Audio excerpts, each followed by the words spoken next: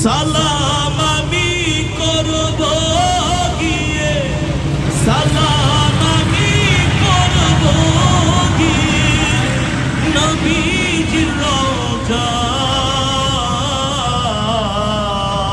সবাই বড় আশা ছিল, যদি রসুলের আশিক হন তাহলে জোরে বলেন।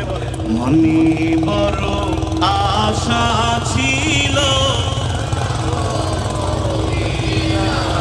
সালাম আমি করব গিয়ে, সালাম আমি করব স্রোতের বিপরীতে নবীজির রওজায়।